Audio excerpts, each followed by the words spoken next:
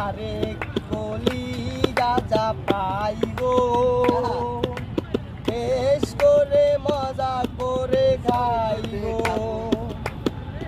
আমার রানী বলে খেও না খাইতে খাইতে মাথার তার ছিঁড়া গেছে এমন ছিঁড়ার বুঝি ফাডা নাই ওরে আমি যদি আবার ঘুমে ঘুমে যাই গাজার দোয়ায় বুকুরাইব